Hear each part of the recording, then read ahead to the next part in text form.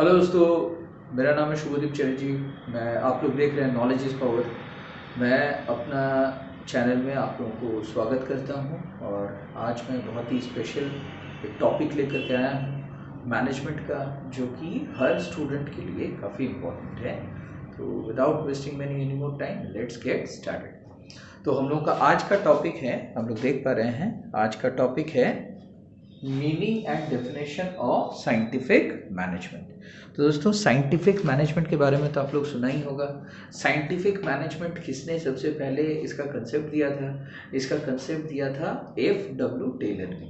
तो F.W. Taylor को इसीलिए हम लोग फादर ऑफ साइंटिफिक मैनेजमेंट भी कहते हैं। ठीक है, he is also called as the father of scientific management. तो यहाँ पे आप लोग देख सकते हैं मैंने क्या क्या लिखा। Scientific management is a concept which was first introduced by F.W. Taylor. F.W.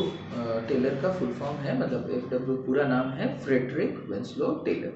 तो आइए हम लोग डिस्कस करते हैं उन्होंने एग्जैक्टली क्या क्या चीज बोला। तो उन्होंने सबसे पहले scientific management refers to a set of scientific techniques which can increase the efficiency of an enterprise। तो F.W. टेलर ने शुरू से ही साइंटिफिक टेक्निक के ऊपर जोर दिया। उन्होंने बोला कि हर काम को करने का एक बेस्ट तरीका होता है, एक आइडियल वर्क स्टाइल होता है। अगर हम लोग उस आइडियल वर्क स्टाइल को अपनाएंगे, आइडियल तरीका को अपनाएंगे, तो हम लोग कम से कम समय में ज़्यादा से ज़्यादा काम हम लोग कर पाएंगे। ठीक है, और किसी भी ऑर्गेनाइजेशन में, और वर्कर लोगों का प्रोडक्टिविटी, उनका एफिशिएंसी भी बढ़ पाएगा। जैसे फॉर एग्जांपल, ठीक है, मान के चलिए कि आपको एक पर्टिकुलर जगह से, आपको कहीं पे कंस्ट्रक्शन वर्क हो रहा है, एक पर्टिकुलर जगह पे आप अपने वर्कर्स लोगों को बोलें कि तुम लोग एक जो ब्रिक्स है उसको उठा करके आप जहाँ पे कंस्ट्रक्शन हो रहा है वहाँ पे लेकर के जाओ। तो अब कंस्ट्रक्शन वर्कर्स लोग जहाँ से ब्रिक्स हो रहे हैं वहाँ उसको उठा करके एक एक करके अगर जा करके प्लेस करके आएंगे तो काफ़ी ज़्यादा यहाँ पे टाइम लगेगा। तो इससे बेटर उपाय क्या है कि एक वर्कर ब्रिक को उठाए, थोड़ा दूर हल्का सा आगे जा करके दूसरे को दे दे, दूसरा तीसरे को दे दे। ऐसे रिले वाइज, ऐसे चेन वाइज अगर काम होगा तो यहाँ पे काफ़ी ज़्यादा यहाँ पे समय का बचत होगा और यहाँ पे किसी एक पर्टिकुलर वर्कर के ऊपर ज़्यादा प्रेशर भी नहीं पड़ेगा।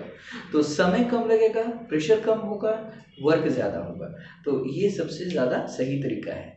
तो इसी तरीके से हम लोग साइंटिफिक मैनेजमेंट में वर्क का जो स्टाइल्स होता है उस पर हम लोग ध्यान देंगे और कम से कम समय में साइंटिफिक तरीके से बिना ज़्यादा एफर्ट दिए हम लोग ज़्यादा से ज़्यादा आउटपुट जनरेट कर पाएंगे।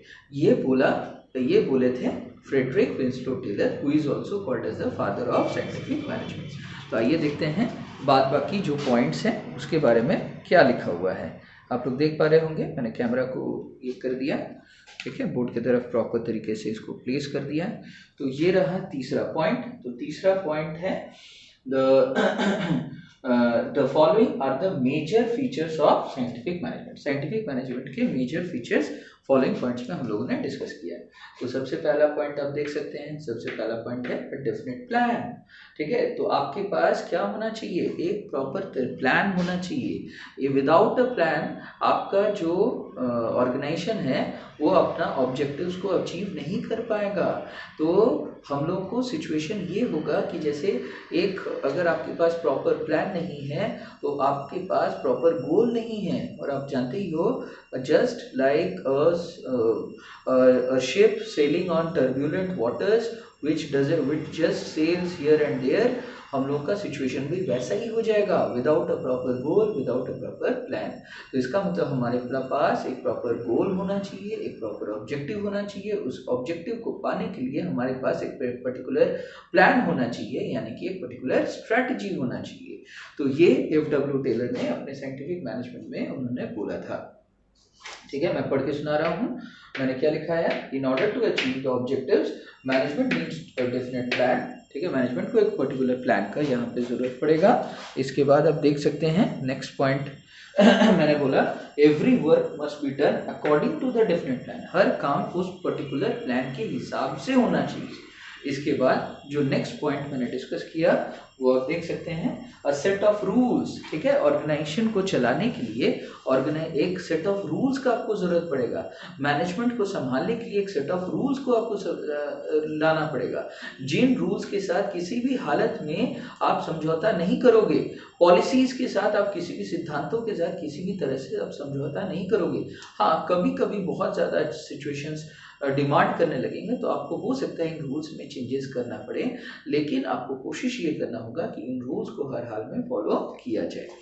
तो आप देखो यहाँ पे क्या मैंने लिखा है, to make scientific management effective a set of rules must be framed, एक सेट ऑफ रूल्स बनाओ, These rules must be tested from time to time। In rules को आपको समय समय पे आपको टेस्ट करना होगा कि ये रूल्स आपके लिए एप्लीकेबल हो रहा है कि नहीं हो रहा है, ऑर्गेनाइजेशन को इससे बेनिफिट हो रहा है कि नहीं बेनिफिट हो रहा है, ये आपको यहाँ पे देखना पड़ेगा। तो इसके बाद जो चौथा पॉइंट है वो है इकोनॉमी। इकोनॉमी का मतलब कम से कम एफर्ट दे करके ज़्यादा से ज़्यादा आउटपुट जनरेट करना। तो to produce maximum using the minimum cost, that is the basic concept over here. तो इसके लिए हम लोग पैसा कम से कम खर्च करेंगे, रिसोर्सेज कम से कम यूज करेंगे और साथ में समय कम से कम बर्बाद करेंगे और हम लोग ज़्यादा से ज़्यादा आउटपुट जनरेट करेंगे। ये हम लोगों का गोल होना चाहिए, ऐसा ही हम लोग का साइंटिफिक मैनेजमेंट में लिखा हुआ है। तो आप देखिए, economy, scientific management aims to achieve economy of time, money and labour, ठीक है, टाइम का इकोनॉमी होना चाहिए, मनी का इकोनॉमी होना चाहिए और लेबर मस्ट बी, लेबर कम से कम यूज करना है आपको। The concept is to produce maximum at a minimum cost. ये कंसेप्ट यहाँ पे ये है कि ज़्यादा से ज़्यादा प्रोडक्शन करो लेकिन कम से कम खर्चा पे आपको ज़्यादा से ज़्यादा प्रोडक्शन करना है। अब आप देख सकते हैं नेक्स्ट पॉइंट है एक्सटेंट ऑफ रिस्पॉन्सिबिलिटी, मतलब हर व्यक्ति को, टेलर हमेशा से बोला था कि एग्जीक्यूटिव्स को रिस्पॉन्सिबल बनाओ, आपके जो मैनेजमेंट है उसमें जो एग्जीक्यूटिव्स लोग होते हैं उनको एक पर्टिकुलर स्कोप ऑफ वर्क दो और अगर काम ठीक से नहीं होगा तो उनको जवाबदेही करवाओ, ठीक है, हर व्यक्ति जवाबदेही को फिक्स करो कि कौन किसको क्या काम करना था और उसने क्या काम एग्जैक्टली किया।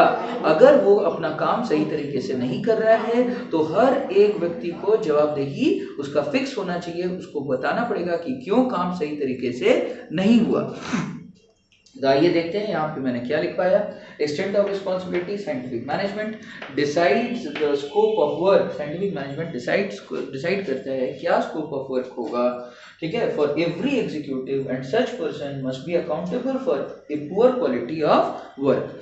मतलब ऐसा नहीं होना चाहिए कि आपने काम खराब किया और कोई आपसे सवाल पूछा, आप भड़क गए, आप बोले कि तुम कौन होते हो मुझसे सवाल पूछने वाला। इस तरह का सिचुएशन एक ऑर्गेनाइजेशन में नहीं होना चाहिए। हर एक व्यक्ति का, चाहे वो कितना भी बड़ा उस ऑर्गेनाइजेशन के लिए कितना भी इंपॉर्टेंट पर्सन क्यों ना हो, everybody must be held responsible, everybody must be held accountable.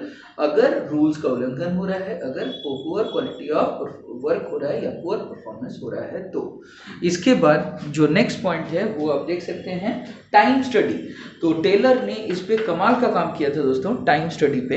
Taylor ने बोला कि टफ से टफ जॉब, ठीक है, it can be broken down into several simpler tasks, ठीक है। टेलर बोला कि कोई भी काम अपने आप में बहुत ज़्यादा टफ या बहुत ज़्यादा इजी नहीं होता है।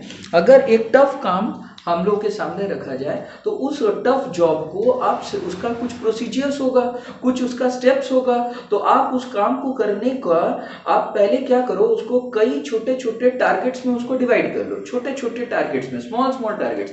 एक बार में आपको यहाँ पे बहुत ज़्यादा काम यहाँ पे नहीं करना है। मैं एक बार सुना था सुनील गावस्कर जी, जिन्होंने अपने टेस्ट करियर में बहुत सारे हंड्रेड्स मारे थे, सेंचुरीज मारे थे, उन्होंने एक बार बोला था प्रेस में कि हम कभी भी बैटिंग करते समय हम डायरेक्टली 100 मारने के बारे में नहीं सोचते थे। पहले मैं सोचता था कैसे मैं 10 रन करूंगा, उसके बाद मैं जब 10 रन अचीव कर लेता था फिर मैं सोचता था कम से कम 20 रन मारूंगा। तो इस तरीके से एक टफ काम को वो क्या किया जाता है, छोटे छोटे टारगेट्स में, सिंपलर टास्क्स में उसको बांट देने से हर व्यक्ति को आसानी होता है उन छोटे छोटे टारगेट्स को अचीव करते जाने में। तो जब आप छोटे छोटे टारगेट्स को, सिंपल टारगेट्स को आप अचीव कर लोगे ना, तो अल्टीमेटली देखिएगा एक टफ जॉब भी क्या हो गया है, सिंपल तरीके से सॉल्व हो गया है। तो ये है टाइम स्टडी। टाइम स्टडी में ये बोला जाता है, टेलर ने बोला कि हर काम को करने का एक आइडियल टाइम है, एक आइडियल समय है, और आपको हर टारगेट उसका, उस टफ जॉब को, उस डिफिकल्ट जॉब को छोटे छोटे स्मॉल पार्ट्स में उसको बांट लो। हर एक टारगेट का एक पर्टिकुलर टाइम फिक्स कर लो कि इस काम को करने का इतना समय लगना चाहिए, तो और कोशिश करो उस टाइम को, उस टारगेटेड टाइम के अंदर उस छोटे से टास्क को आपको कंप्लीट कर लेने का। तो this is called as the time study. इसके अलावा कोऑपरेशन, तो ये टेलर ने बोला कि ऑर्गेनाइजेशन में मैनेजमेंट इस तरीके से काम करना चाहिए कि जो हर वर्कर को लेकर के काम करना है, ईच एंड एवरी वर्कर को कोऑपरेट करना पड़ेगा मैनेजमेंट के साथ, और मैनेजमेंट को कोऑपरेट करना पड़ेगा अपने वर्कर्स लोगों के साथ, ताकि ऑर्गेनाइजेशन के गोल्स को अचीव किया जा सके। उसके लिए ऑर्गेनाइजेशन को भी इस बात का ध्यान रखना पड़ेगा, मैनेजमेंट को भी इस बात का ध्यान रखना पड़ेगा कि एक छोटा वर्कर का क्या अपना पर्सनल क्या गोल्स हैं।